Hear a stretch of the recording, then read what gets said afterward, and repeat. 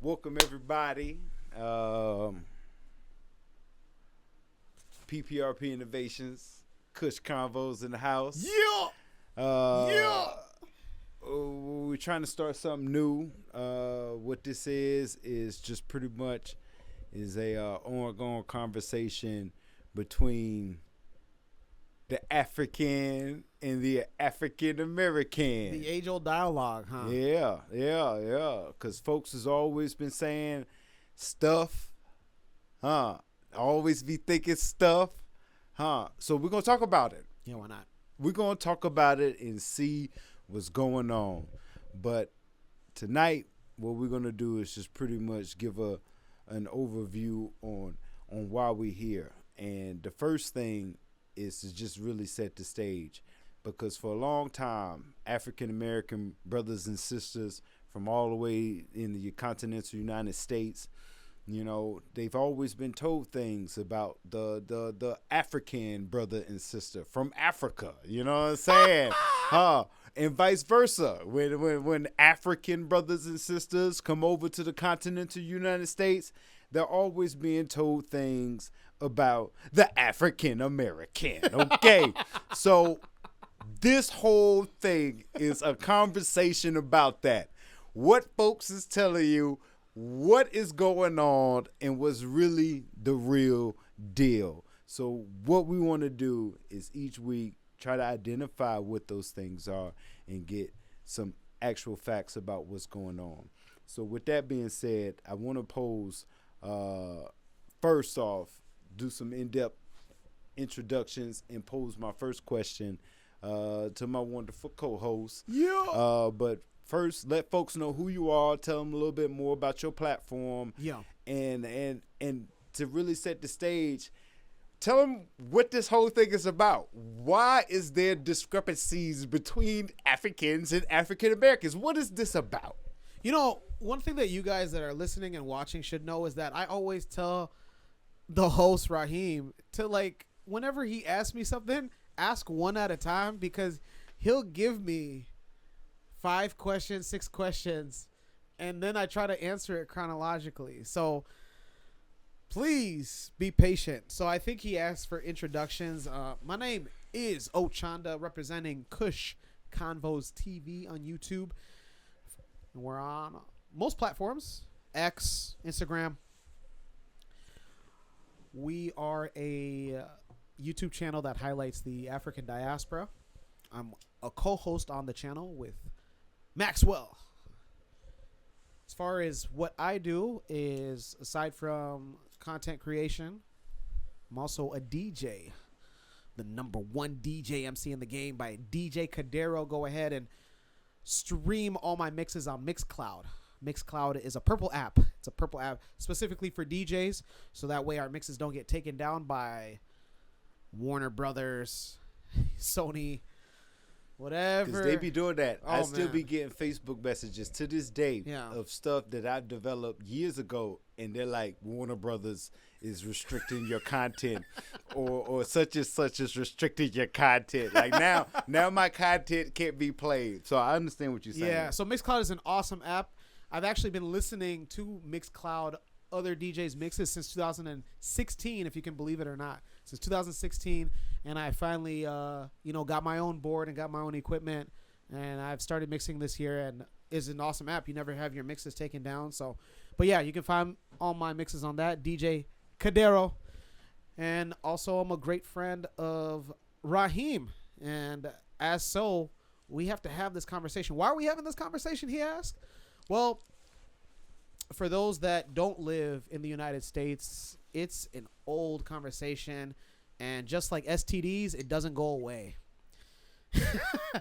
It's something that is constantly brought up. Why don't African Americans and Africans get along? And I'm sure there's a multitude of reasons. We're going to discuss some of them that we know ourselves. I can only talk about what I know, and I assume the same for our host, Raheem. Thanks, Ochonda. And just like he did, I'm Raheem. I'm a managing director at PPRP Innovations. PPRP Innovations is a data solutions company. We provide full-scale data solutions for all types of issues, from data collection to data management, to data analysis to data reporting. And we also help our clients to use their data to get more money. Okay, to collect more data. Okay, You're a consultant? Is that what you are? We're full scale organization. Oh, okay. So depending on the needs of who we're working with, we have services that we could provide to them. So that's kind of what we do. But within the data, we work with a lot of people of all types of backgrounds and ethnicities and all types of things. And just like Ochonda mentioned, there's this conversation that always came up. I'm from South Carolina, come from 11 brothers and sisters. And even in a little town that I'm from, there's always been this conversation. Like in the beginning, there wasn't too many other people than African Americans from where I'm from. But as it grew, people always say, "Oh, watch out for them Africans." You know what I'm saying? Did they really say that? Depending on who you talk to, it be people that you even know. Be like, "Oh man, you gotta watch out for them Africans." You know what I'm saying? And it's like, why? You know what I'm saying? Why do we have to watch out for the Africans? Did you ever ask like what do I need to watch out for? I never asked because then I was younger. But things. Did you guys hear that? That's how Southern he is. What's the word? What? You never what? Ask. No, but you said ask. Yeah, man, yeah, look, man.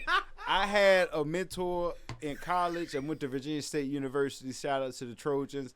And if y'all from Virginia State, then y'all gonna know who I'm talking about. But I had a mentor in college.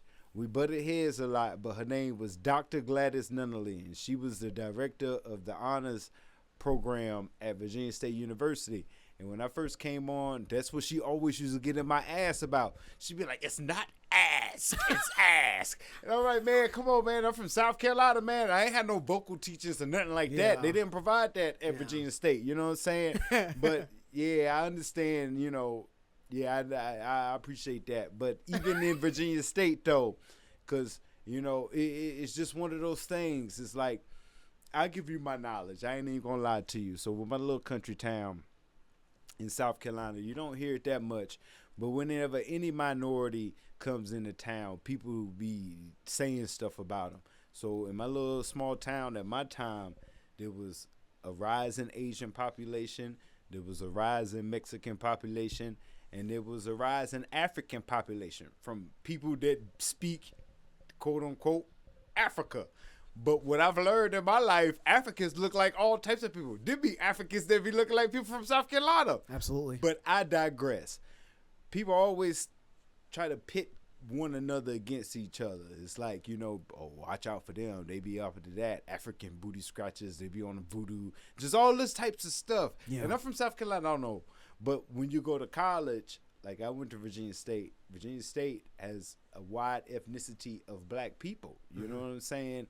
And it's just one of those things. It's like, I think during my time at Virginia State, everybody was trying to be focused on being themselves and just being black. Like, we really rarely had the conversation of what that meant. Because as I've grown and I've known folks that I've known, and I'm like, oh, this shit, he black as hell, or she black as hell. Turns out he from Nairobi, she from South Africa. Yeah. Like, all these people is from all these different places. So it's like, when I come up where I came from, they're like, watch out for these people. And then when I go to college and I see them and they're sounding like me and they're acting like me, then I'm cool with them. And then it's like, I find out where they're from, and it just makes me want to know more. Like, what's going on with that that's preventing us from, you know, knowing who we are without that college atmosphere. So what about you, brother? What's your perspective? Oh, man.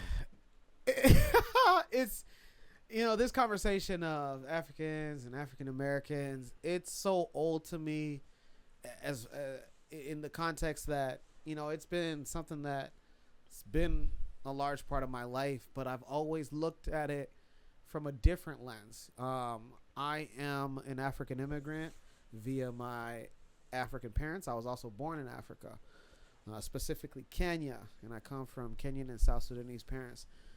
And growing up, I never had any ill will, ill thought, or animosity towards my quote unquote African American brothers and sisters. One, because I went to school, like even elementary school, and then two, our neighbors were black people from the United States, so we never had that.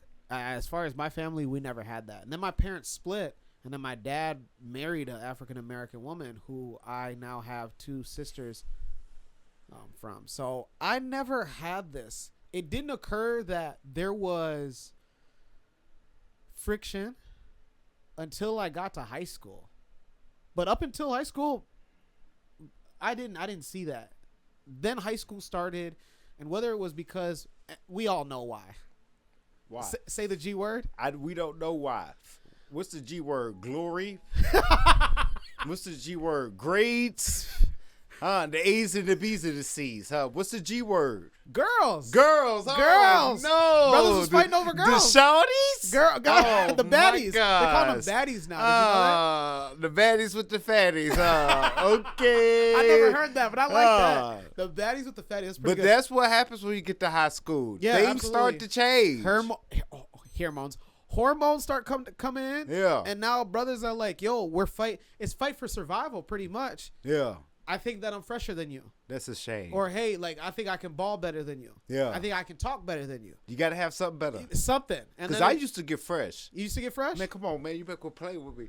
I used to get, boy, I get fresh on your ass, boy. I see the horse on your vest, huh? Man, come on, man. I still get fresh. Now I look like J. Cole because things didn't change. Jay, which now? The new J. Cole. Riding a bike. Type in the comments if he looks like J. Cole. Not guys. with this on. Not with this on. This is just for the cameras, y'all. Type in the comments if he looks like J. Cole. I'm faking a flyer right now. This is just for the cameras, okay?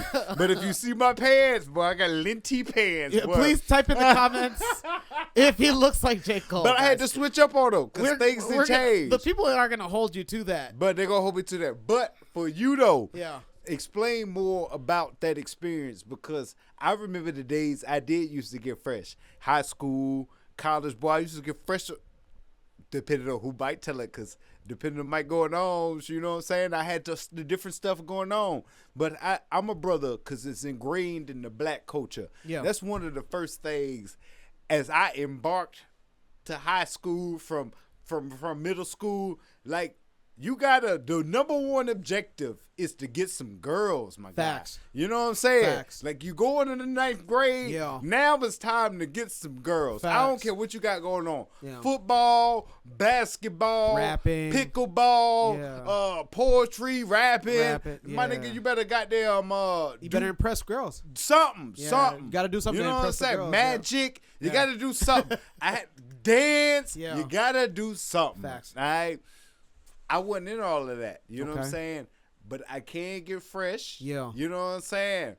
And I was I was just good with being behind the scenes. So it was like, how do you use that? And my medium was getting fresh. But again, as we talk about this whole thing while we're here today, like, break that down on an African perspective. You know what I'm saying? Like, coming, being who you are, understanding what I'm talking about. What am I talking about? And what does that say in your perspective as you being from, African direct descent? Yeah. What does that even look like? You know what I'm saying? What does that even mean? Same exact thing. That's serious. People would be, black people in America would be surprised to hear that. It's the same exact thing. Same exact thing in African circles, even in the United States, the same exact thing. Because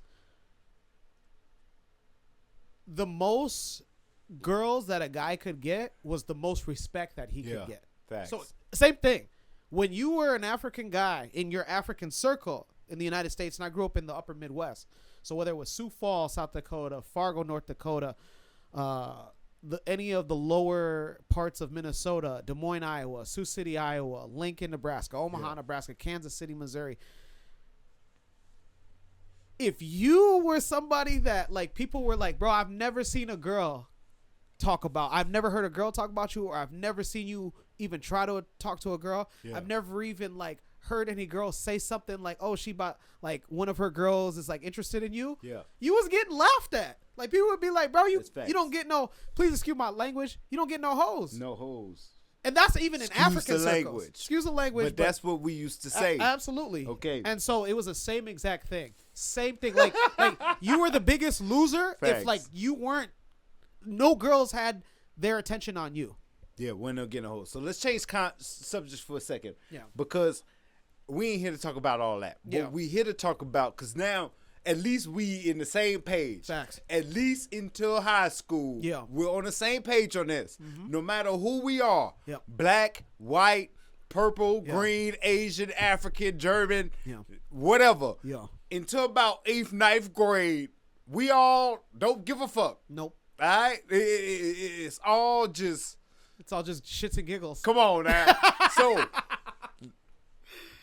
9th grade. The question I have is, when does that become a problem? Okay? When do we start to have this divide? So remember when I said the G word? The and girls. it's not girl and it's not grades. Yeah, girls. It was girls. So it started, at least in my high school. Now the conflict started when, okay, so I used to be in a rap group in high school. You used to be in a rap group. I used to be in a rap group. like John Cena. Don't play with me, dog. You gonna respect me on this show. I'm sorry. Hey, I'm sorry. look at he made me get off my I'm seat. sorry. No, sit back down. I'm sorry. You gonna respect I'm me. sorry. I apologize. Stop playing with me, man. Okay, I'm sorry. Not John Cena. I'm sorry. You know what? Shout out to John Cena, I'm though, sorry, man. yes. He's had one hell of a career. Yes, he has. So, I used to be in a rap group, and my What's rap... the name of the rap group? Oh, man. Niggas with attitude. You was in NAA. Stop. Okay.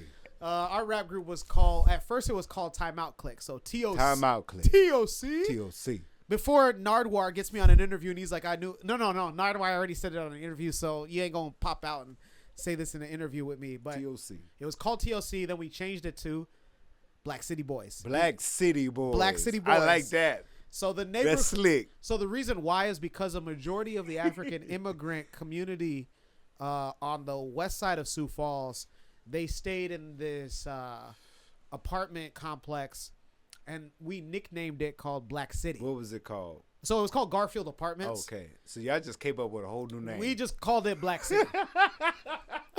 That's what black people be doing. For those who don't understand black people will take one thing and just call it a whole nother thing. That's universal black. Am I wrong? Yeah, absolutely. Okay. Continue. So our group consisted of me and Rami from East Africa, then Platinum and Joe from Central Africa. So it was just 4 African guys. There was another rap crew called the Midwest Mafia, and it consisted of Black Americans. Yeah. And it wasn't anything. At first, it wasn't anything. Like, to be honest, like, we used to enter, I almost want to call it like a jamboree, but like Jamboree. pretty That's much a old like school word. pretty much like a collection of like either bands or groups. With fun. That's what jamboree mean. Okay. People with fun. People with fun. Yeah. So basically like a showcase of like local talent, right? Yeah. So we used to be at those same jamborees together, same showcases together. Well, not together, but we used to see each other at those showcases, going after one another. It only became a problem is when now girls. It's like, hey, who can get girls to scream the loudest? You know, people die over girls. Imagine that. And Yeah. people and it started getting to a bigger thing when somebody, I can't remember who in our group, was seeing somebody's ex from Midwest Mafia. Yeah. That was one of the things. Yeah. Because there's only a little bit of girls. Everywhere you at, there's always, depending on where you at, Atlanta, or Memphis. there's a lot of girls there. There's some places where there's a lot of girls, okay? But most places, and some HBCUs too. The HBCU I went to, shout out Virginia State, it was 20 to 1.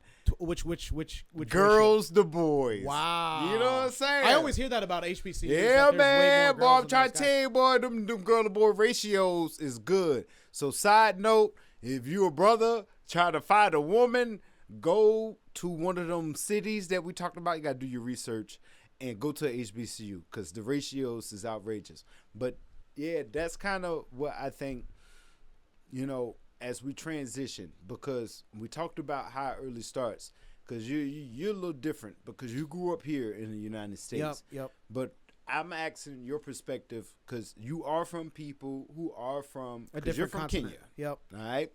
And you're from people who have that context. And you hear from people who have that context. So let's expand a little bit. Now that we set the stage.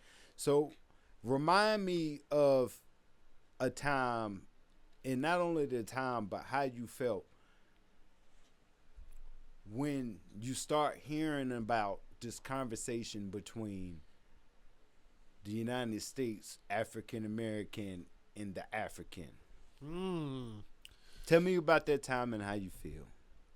It's actually a more recent thing that just comes to memory right now. I don't have anything necessarily from high school, but a more recent, when I say recent, back in 2018, I lived in Minneapolis and I was taking the bus. So I had started to now dive into cooking for myself. So I had made a stew at home. And what I used to do is I used to make stews and then go to the Somali Mall to pick up this kind of flatbread that you'll eat with the stew in East Africa called chapati.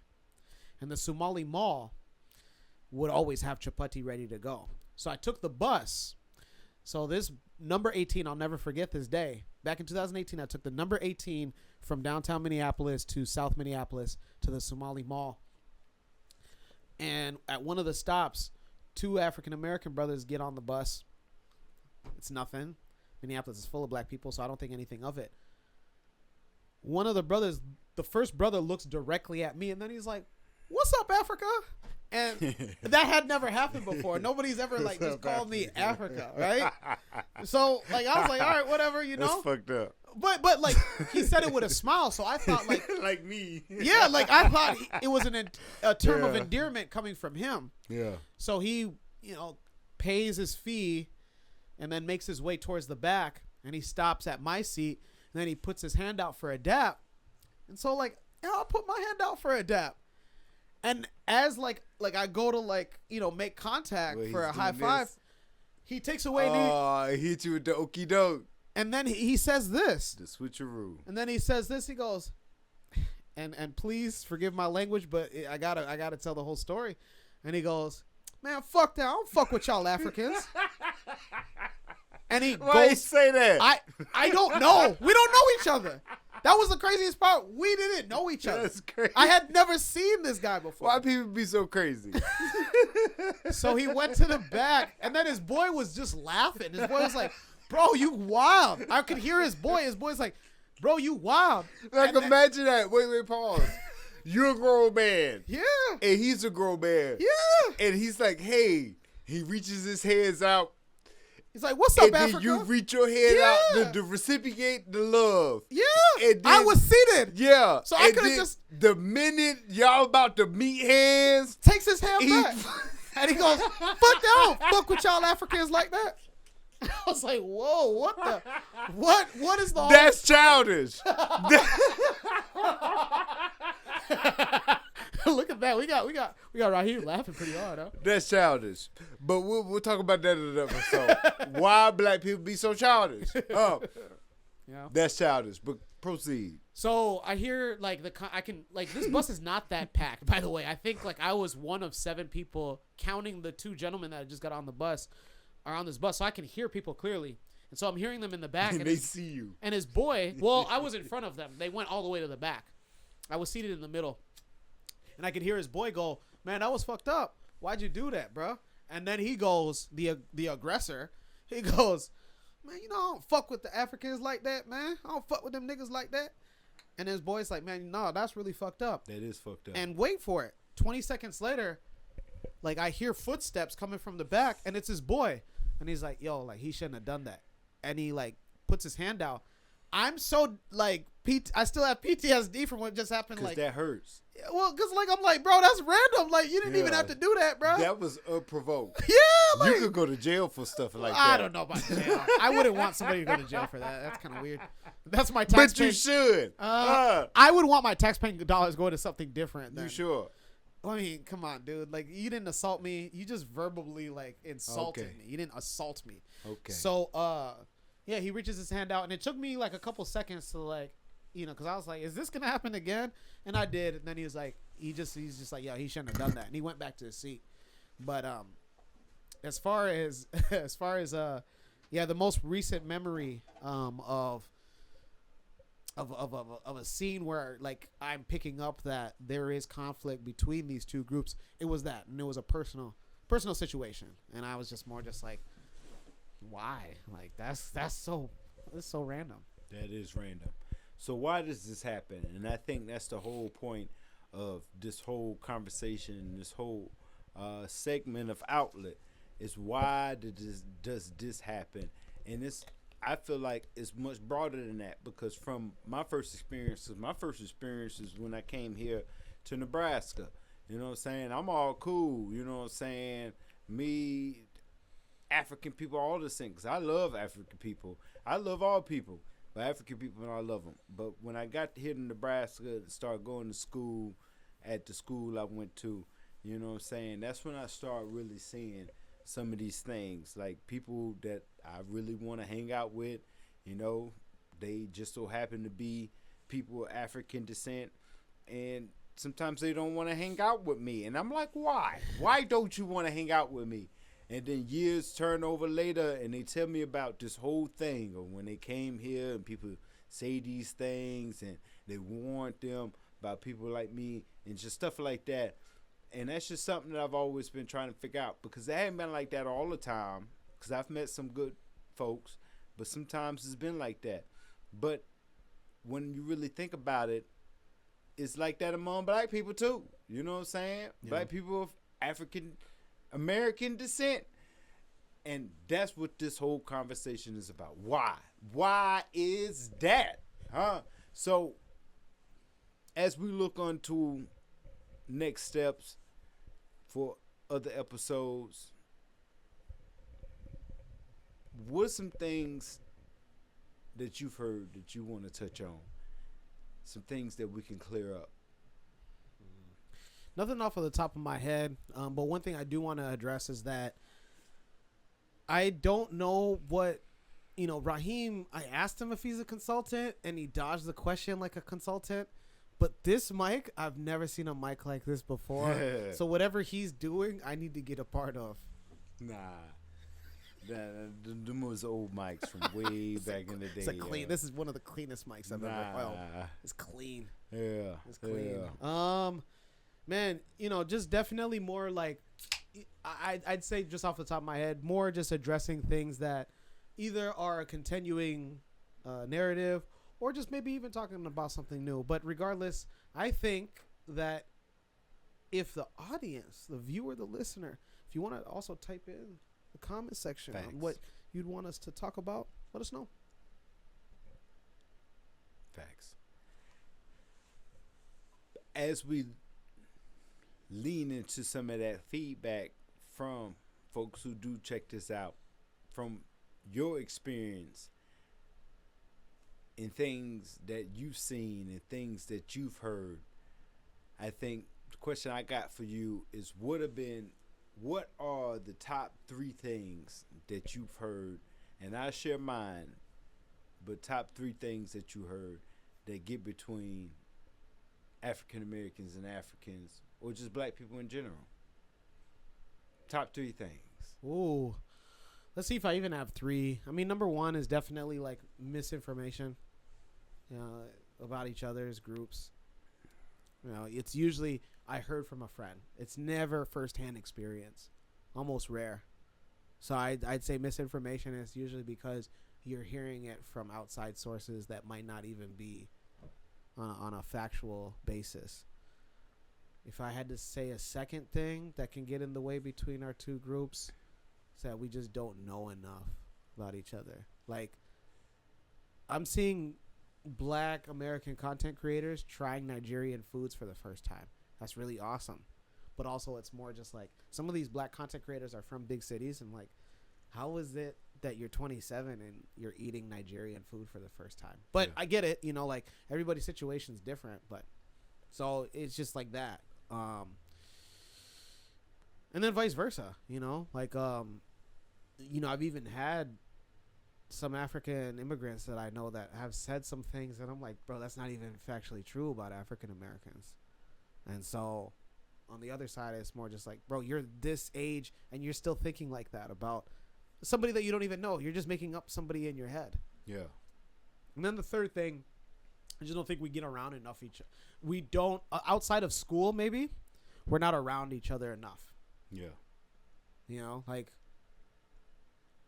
can you name how many times you've actually been to an African event?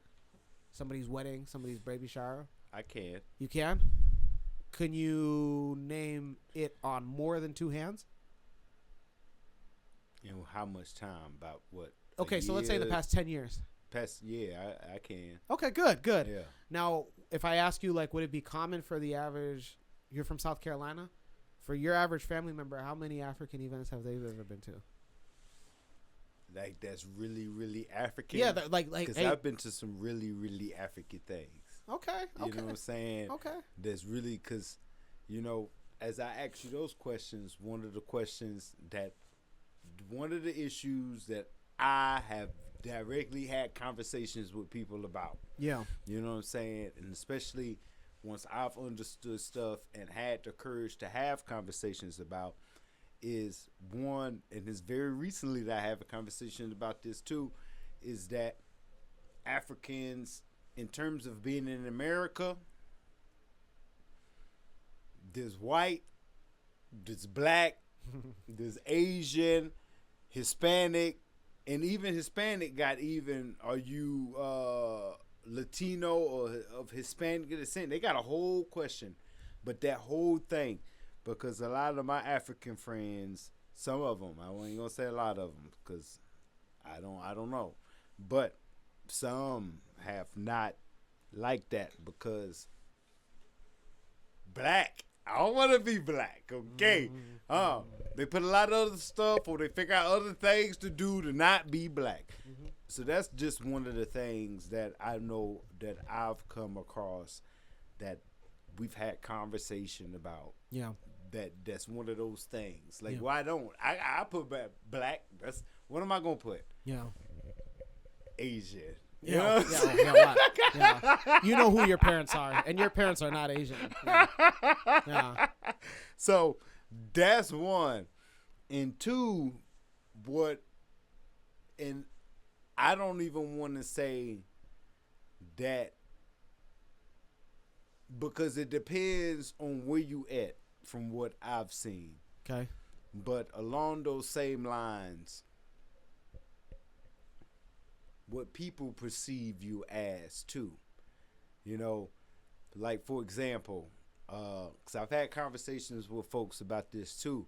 Like folks like Aldris Alba, and folks like, what's my guy from Snowfall, Damon? What's my guy, Damon? Who you talking about?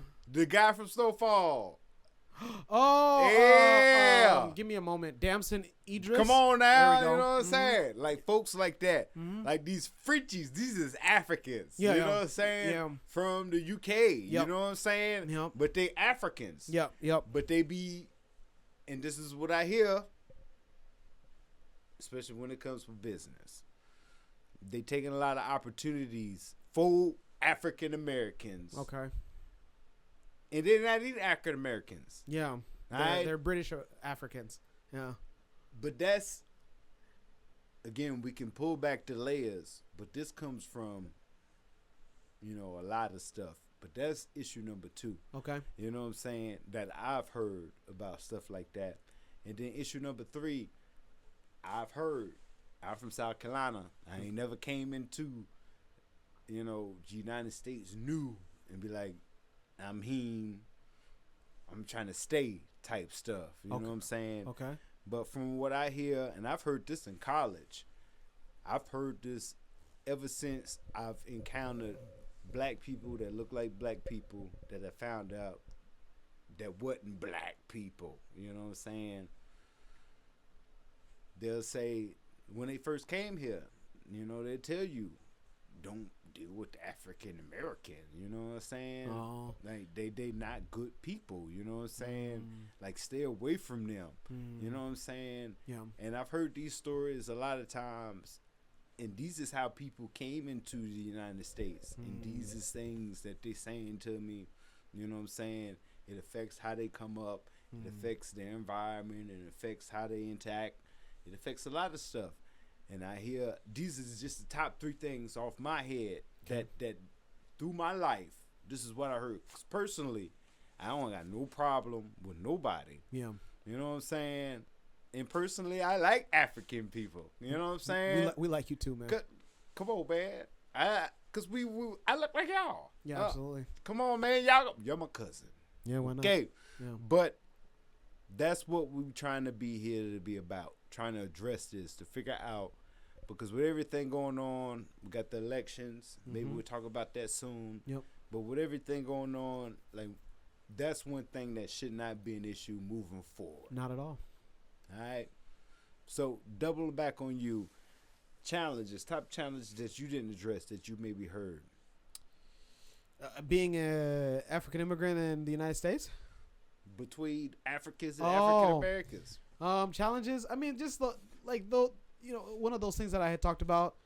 We're not, if we're in major cities, it's not too often that like we're just getting together, and why that can be significant is that like when you don't know about something, now sometimes human beings create stories in their heads about things, right? Because like, what was it? It wasn't that long ago that like human beings thought that the world was flat throughout. I know that there's conspiracies now, but like that was the general narrative. It wasn't even entertained that the world was a globe. Yeah.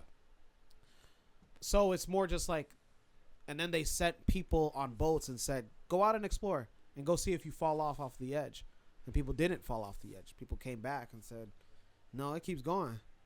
So when you don't explore and you don't know, you start to create things in your head. And both groups are guilty. So that's the challenge. The other challenge is just not looking at the bigger picture.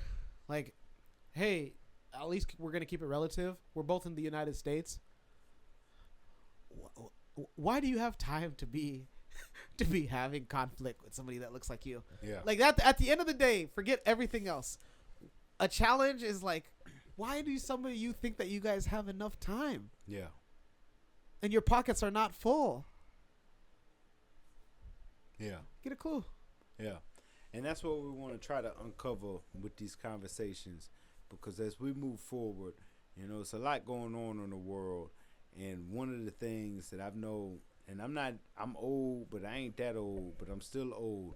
But that's one of the things that as I encounter and really develop and build relationships with people, you know, when it comes down black people internationally, it's one of the things that at some point in time we have this conversation on what this has been like, their experiences, why it's like this, and how we can move forward.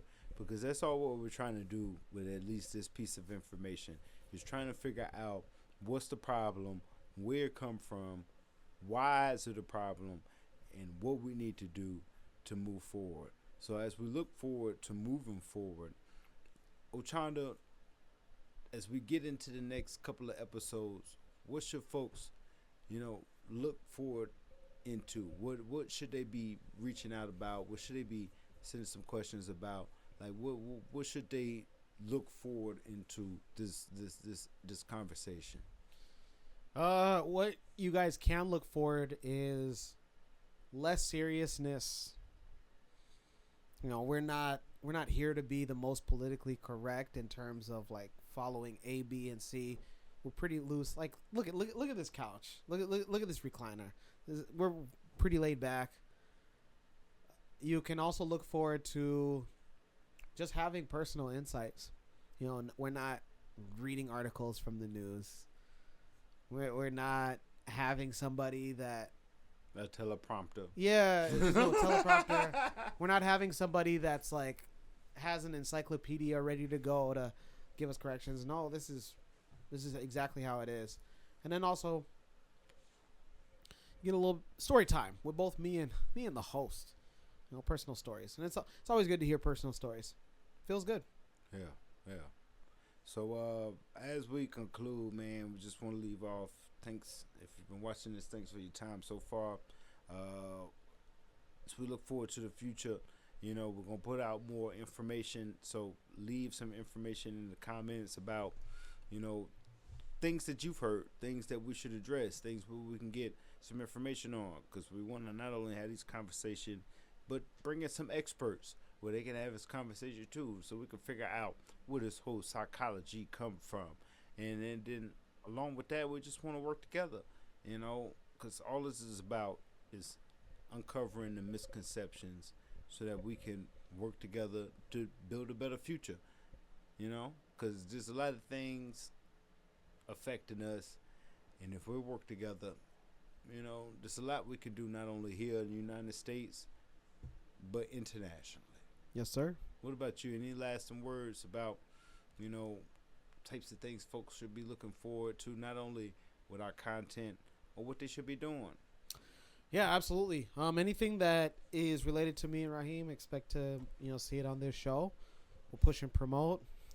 Also, just like I said earlier, man, go ahead and download Mixcloud on your App Store, Google Play Store, and search DJ Cadero. I got a new mix every single week. Every single week. At the time of this recording, I just dropped the top 21 hip hop's greatest samples. That's right. All the 21 best samples from songs that you've either heard or not heard, but they're samples from back in the 60s, 70s, 80s, and from various genres. So that's what you can look forward to. All right. So with that, my people, peace and blessings to y'all. Check out our information. We look forward to delivering more content, and talk to y'all soon. Peace. Yeah.